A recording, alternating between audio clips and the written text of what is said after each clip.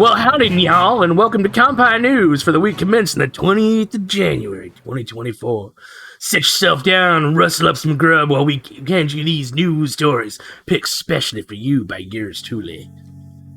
How y'all doing this week, Xeno and Thaylien? Is this what you were doing for the last 5 minutes? No. Is this why we waited? Is this why we didn't start? We came up with this, Wednesday. Yeah. Yeah. Fucking I'm glad that emotional trauma. Fuck. God. Where You did think that that's come from? emotional trauma? I'm It on was out. something about Western anime and y'all being a thing. Yeah. Oh no. I mentioned No, I don't want to know. I mentioned that Don't want to Texan know. weebs could say Let's just howdy y'all. Let's just Howdy, keep y'all. going. Tino, if you want revenge, I can get revenge on Nasuth right now. No, I don't. I just All want to. I have to do is no, this. It's fine. It's fine. What's that? Why have you got a white sticker on the bottom of It's it? a green square. Looks white to me. That's pretty white. Yeah. Let's just come on. Let's just get into Let's it, just shall go. we? Thank you, Virgil. So, oh god, we're fucking joking around. And we got a super serious story to start. We always do this. All right. So, first up, a Kyoto court sentences a man to death in the Kyoto animation arson case. On January 25th, 2024. Yeah. The Kyoto District Court sentenced Shinji Aoba to death for the arson attack on Kyoto Animation that resulted in the death of 36 people and injured 32 others on July 18th, 2019. The prosecution had announced their intent to seek the death penalty in December 2023, which I believe we covered on this show. Aoba, who was 41 at the time of the attack and is now 45, was found guilty despite the defense's argument for a reduced sentence or acquittal, citing his mental state. Aoba used gasoline to start the fire at Kyoto Animation Studio 1 building, where 70 people were inside. The court proceedings began, and he brought a lot with him too, so much so that he had to carry it on a cart. The court proceedings began in May 2023, with the main trial starting in September and including a total of 32 hearings. The studio's buildings was demolished in April 2020, and the studio resumed recruiting in July 2020. A documentary featuring Dr. Takahiro Ueda, who cared for Aoba, aired in Japan on September 1st, just days before the trial commenced. So there you go, finally a conclusion to that. Well, I say, What they might amazed have me is appeals. that out of 70 people, 70 people were inside. That means only 2 of them got out okay. 32 injured, 36 dead. 36, yep. That's incredible. Yeah. I forget. I remember the argument of he wasn't mentally well enough to be held responsible. Yeah, there was for something. his I think actions, he didn't kill his parents before, right before this, I can't remember. or something like that. Something. I mean, I'm not for the death penalty, but No, I agree. I'm amazed it still exists in that particular sense. But if 36 people, that's a man that needs to be stopped in some way, and I don't think that imprisonment will actually help him.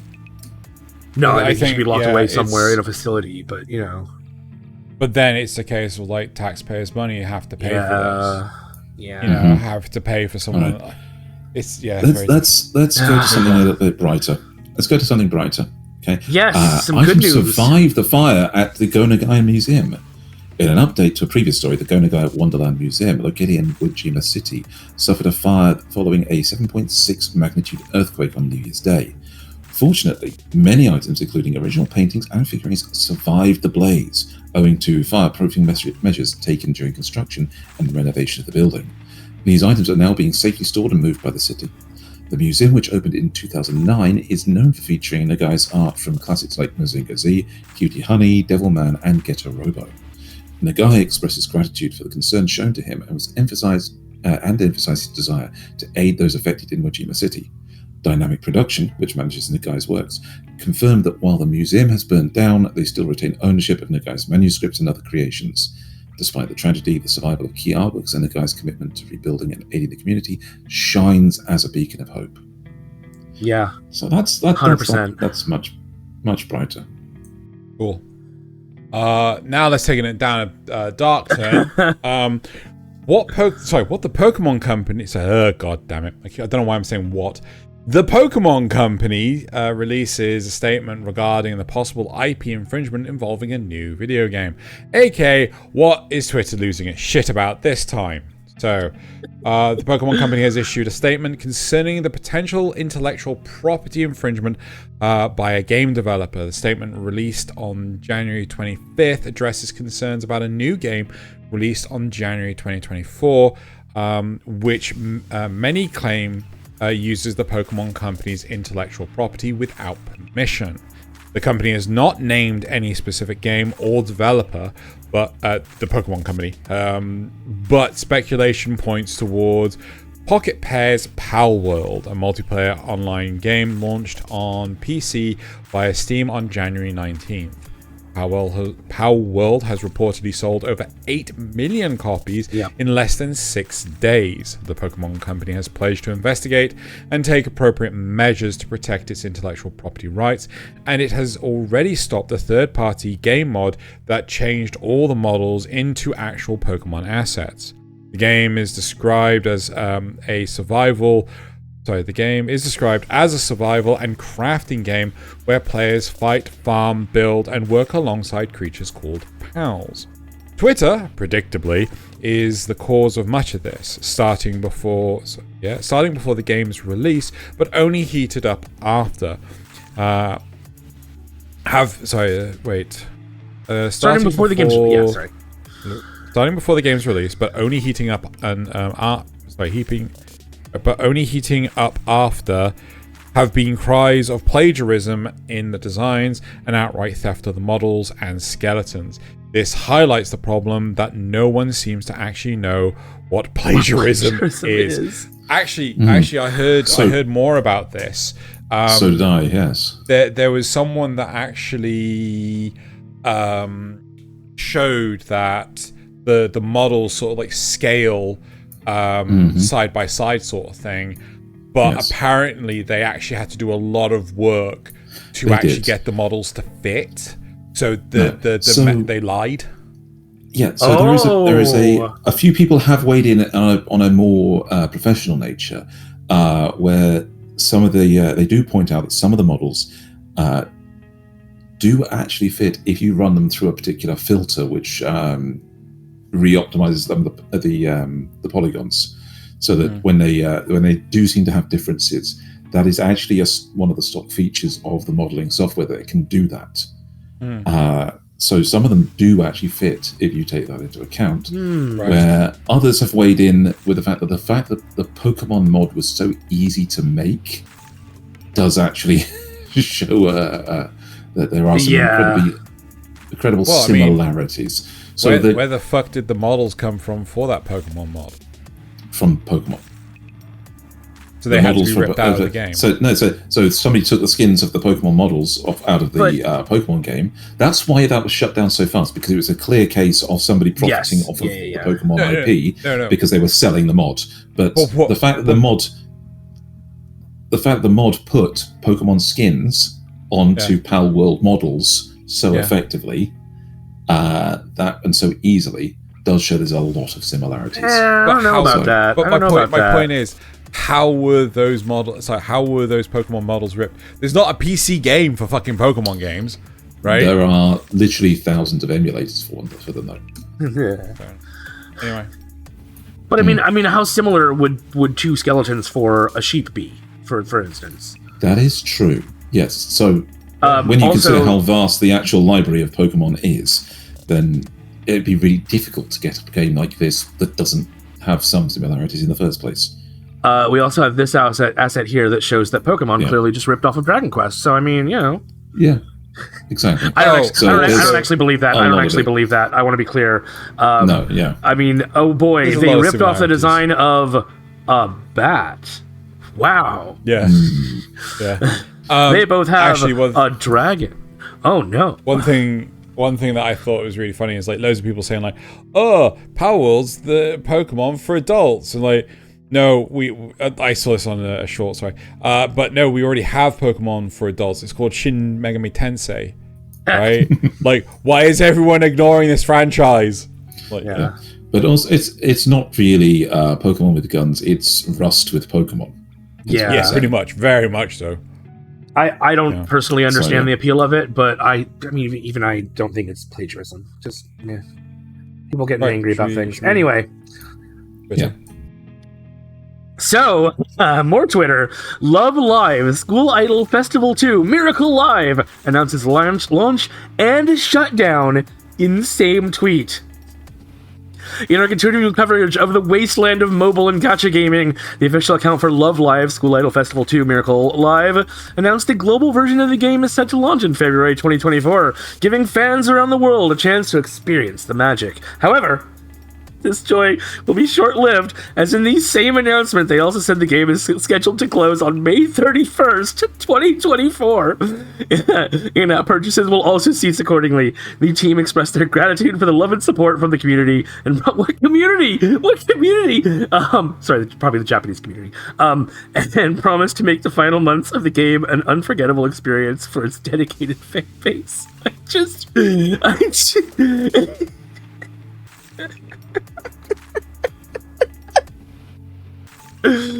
oh my god.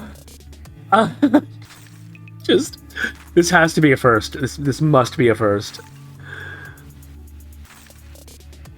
Wait, hang on.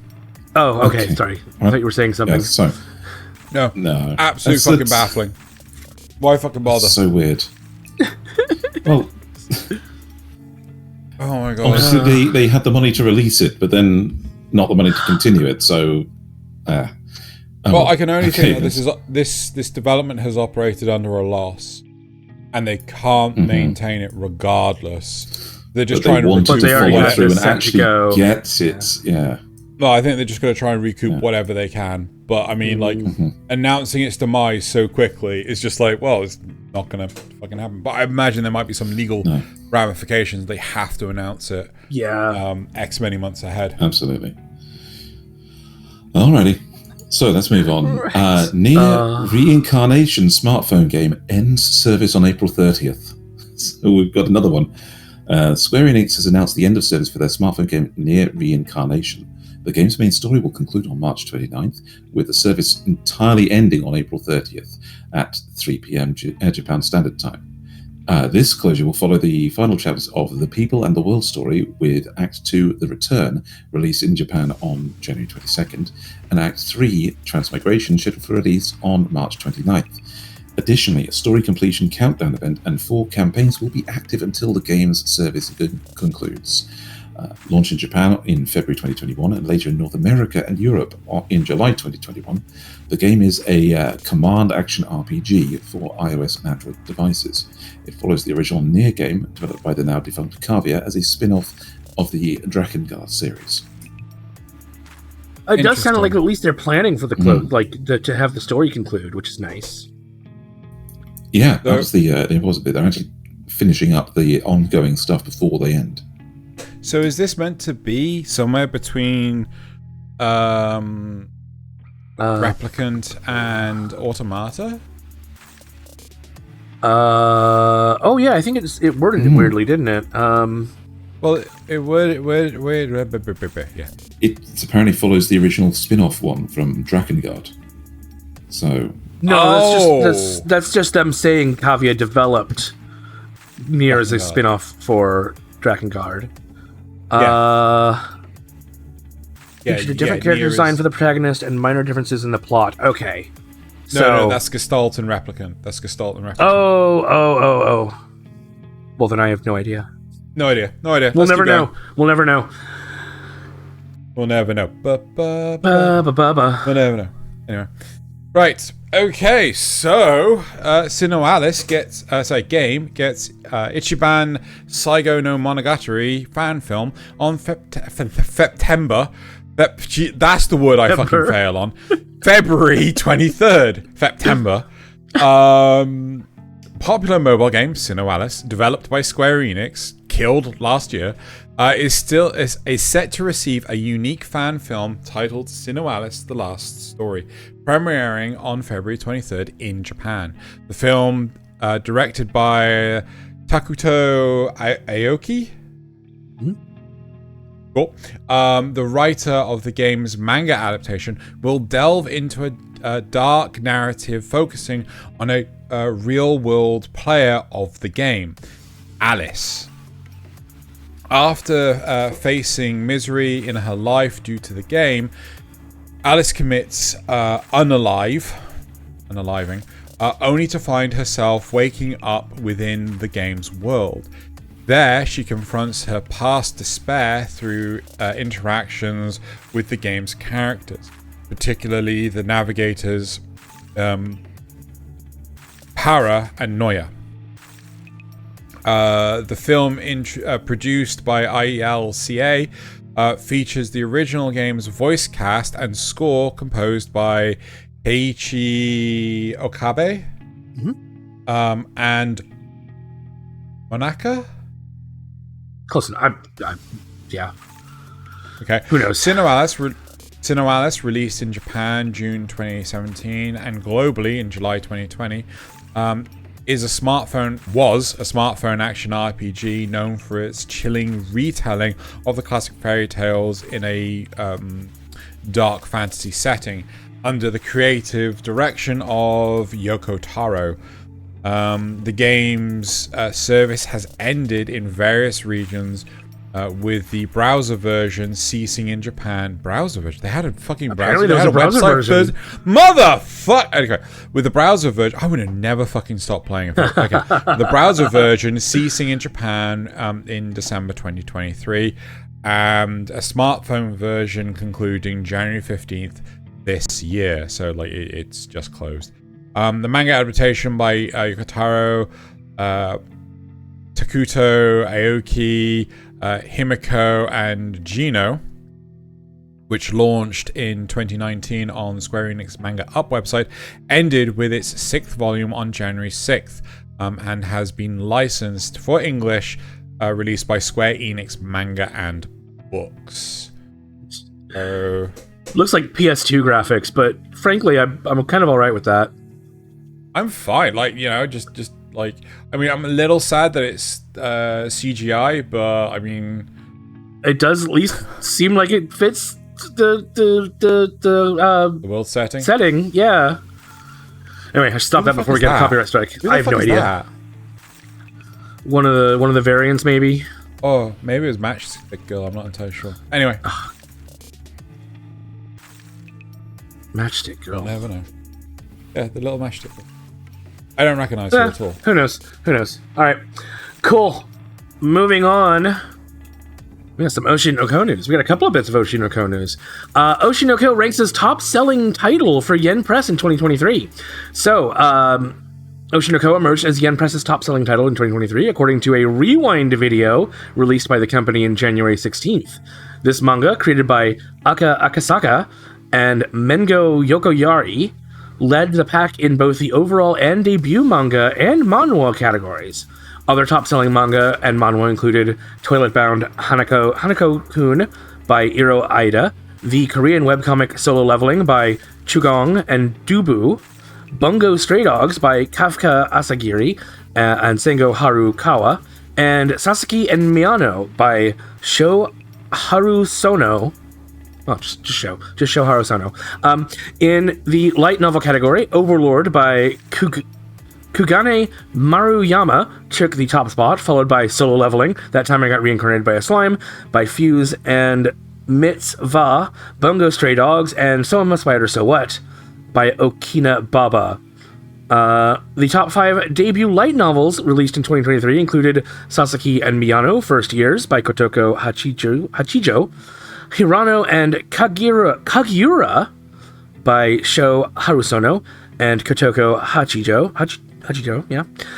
You Can Have My Back by Minami Kotsuna and Hitoyo, and, oh gosh, this is the one that's really going to be hard, Tetsukatlepoka by Kiwamu Sato, and Bride of the Barrier Master by Kureha. There you go. Those are words. Those are all words. I said them. They came out of my mouth. Those are all words. So they're back again, Oshinoko, as Oshinoko manga gets live-action film and TV show on Amazon Prime globally. So also in Oshinoko news, the series is set to receive a live-action film and TV series adaptation announced by Amazon and Toei, slated for a global release in Amazon Prime Video in winter 2024. The project will feature a star-studded cast, including former Equals Love idol group member Nagisa Saito as Ruby, former Nogizaki 46 idol group member as Asuka Saito, former Nogizaki 46 idol group member Asuka Saito as Ai, and Kaito Sakurai as Aqua.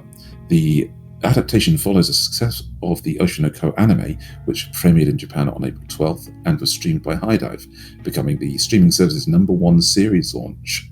The manga launched in April 2020 in Shueisha's weekly Young Jump magazine and has sold over 15 million copies in circulation and is available in English via Yen Press. The story revolves around Goro, a gynecologist and idol fan who forms an unlikely bond with his favorite idol, Ai, leading to a series of unexpected events. Unaliving. Yes. Sorry, what? And Yes. lots and lots of doujinshi. Oh my god. So you've seen it. How well do these characters seem to line up? Wait, who's seen it? Haven't you both seen it? I've No. No. Oh. I don't think Oh, you either both of us watched watched it. Oh. Oh. Okay. nope. Wow. So none of us watched it. All right. But they cool. do look like idols, so there we go. Yeah. Yeah. There you go. All right. Right, okay, moving on. Live action Golden Kamuy film opens at #1 with 533 million. Million yen.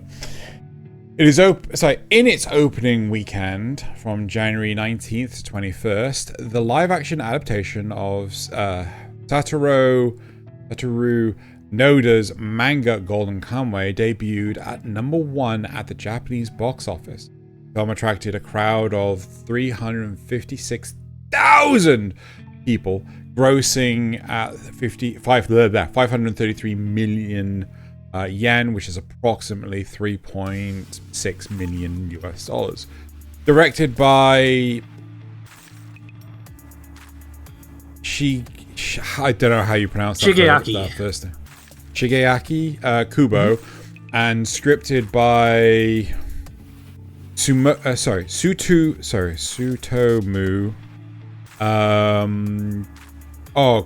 Kuroiwa. Yes, Kuroiwa. That name, Kuroiwa, gives me fits. That's right. The movie features music by Yutaka Yamada and a theme song by the Japanese rock group Acid Man. Satoru Noda's manga, which began in 2014, and he said 2014, and concluded in April 2022, has also inspired 4 anime seasons, with the final arc currently in production. This successful opening reflects the enduring popularity of the Golden Kamuy franchise among fans. I need this to be available with English subtitles immediately. I'm just saying. I mean, I'm not gonna lie. I'm just a little worried about some of the later stuff. Oh, that happens in like season 3 and 4. Well, how much are they adapting of this? I wonder. I don't know, but if they do keep going, I'm just like, how much are they going to change? Because I just remember the aphrodisiac in the sauna. That's fair enough. Fair enough. The men's sauna. And the FAP fight. Oh my god. Right. So, Final Fantasy XIV live-action TV series cancelled. The highly anticipated live-action TV series adaptation of Final Fantasy XIV has been officially cancelled. The project's cancellation was confirmed by HiveMind's Dinesh Shamdasani, yep, that's not too bad, one of the executive producers on the site formerly known as Twitter. Despite having a compelling pilot script and a multi-season plan, the series faced rejection from various networks due to the high costs and scale required to bring it to life. Amazon was the closest to picking it up. Writer Jake Thornton cited the COVID-19 pandemic as a significant factor in the project's failure, noting that it coincided with studios tightening their budgets. Announced in 2019 by Sony Pictures and Hivemind, the series was to feature an original story set in the game's universe, Eorzea. This cancellation followed previous adaptations, previous adaptations like the Final Fantasy XIV Dad of Light miniseries and a live-action film remake in Japan. I didn't know that. I didn't know either of those existed. That doesn't sound right. Dad of Light? Yep, Dad of Light. Final Fantasy XIV Dad of Light. Live-action TV series miniseries. Maybe it's supposed to be like a guy that actually plays the game. Yeah, a father that plays Final Fantasy. Oh, that could be. Yeah. Yes. Yeah. So, yeah. As he turns around and says, "Fuck off, kids! Eat your soup." So I think we've hit the lead already in this large splash out. The Rising of the Shield Hero gets a 4th season of anime. Yep. Kadokawa has officially announced the production of the 4th season of The Rising of the Shield Hero. While the returning cast and staff members have not been specified, director Hitoshi Haga, along with voice actors Kaito Ishikawa, who plays Naofumi, Asami Sato for Raftalia, and others, expressed their excitement and congratulations on the announcement. The Rising of the Shield Hero first premiered in January 2019 with a special 2-hour episode and spanned 25 episodes. And that's where it should have ended. However, the 2nd and 3rd seasons followed, regrettably, premiering in April 2022 and October 2023, respectively, with Crunchyroll streaming the series as it aired in Japan. Crunchyroll has also confirmed that it will stream the upcoming 4th series. Nice little side in there, Nasuth. Thank you. I think season 3 is like way better than season 2. Like, you know, leagues better. But I'm kind of surprised it's getting a 4th season. I really am. Same. Maybe it's doing better in Japan than it is over here. Yeah. Could be the case. Maybe we just suck at being fans. Anyway. Alright, okay, so moving on. Studio Ghibli signs corporation deal with Chinese company Alibaba for animation production and immersive exhibitions? Yep, that's what it says. In a landmark deal, Studio Ghibli has partnered with Chinese entertainment giant Alibaba Pictures for various projects, including animation production and immersive exhibitions. This collaboration has solidified during a meeting in Japan on January 5th between Alibaba's Pictures president Lee. I don't know how you, I don't know. And Studio Ghibli's producer Toshio Suzuki. The partnership focused on bringing Hayao Miyazaki's work to life through immersive exhibitions, the first of which is planned for Shanghai later this year. Additionally, this collaboration involves business plans related to Miyazaki's latest feature film, The Boy and the Heron. The film has seen significant success, earning approximately $13.2 million in the first 3 days in Japan and grossing about $61.4 million overall. It has also received several nominations and awards, including the Best Motion Picture Animated at the 81st Golden Globe Awards and the Best Animated Feature Film nomination at the 96th Academy Awards. The deal marks a significant milestone in Studio Ghibli's expansion in China, following the recent screening of Miyazaki's films in the country. Wow. Yep. I wish it said anything about what these immersive exhibitions are going to be, but I mean, I'm sure we'll find out eventually. They'll plug a cable directly into your brain, and then you can experience Well, given that I've attended a Pink Floyd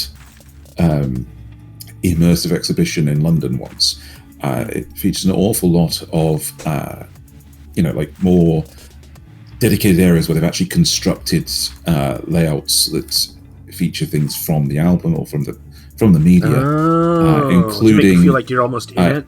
Yeah, so that they had fully like walls of things that actually were constructed models of characters from their music videos and things.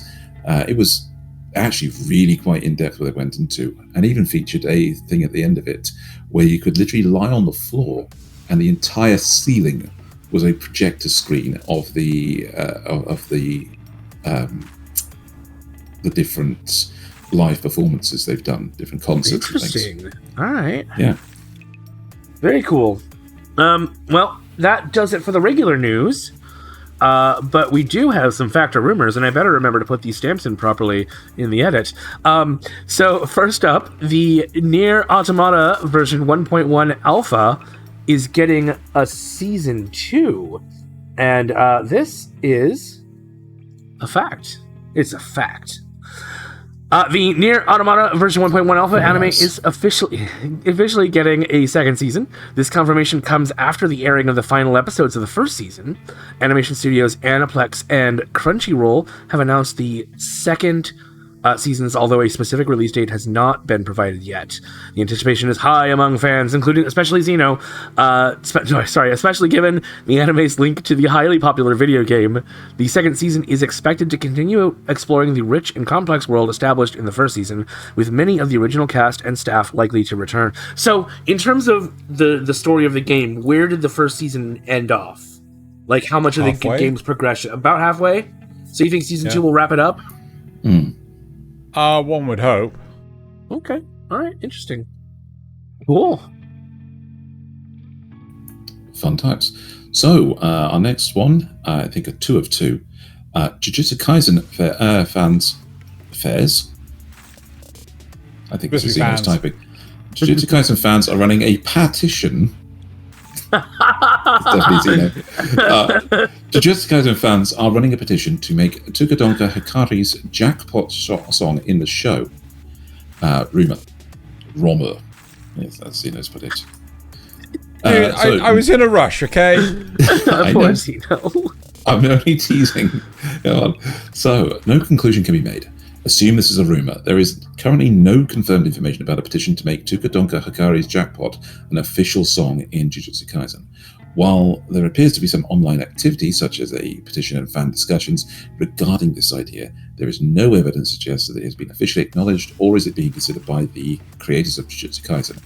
Fan initiatives like these are common in anime communities, but often don't translate into actual changes in the series. Remember that while fan enthusiasm can lead to interesting online trends and discussions, it doesn't always impact the production decisions of an anime series. What song is that, and where do they want it inserted? I have no fucking idea, dude. It's just something on TikTok. Maybe somebody made an AMV or something. I don't know. Maybe, yeah. Right, so that does it for the news. Make sure you stay tuned later this week where we talk about the season of Mid. Literally, there's only like one show that really, really super stands out, but surprise. So thank you everyone for watching, and have a good week. See you next time for news.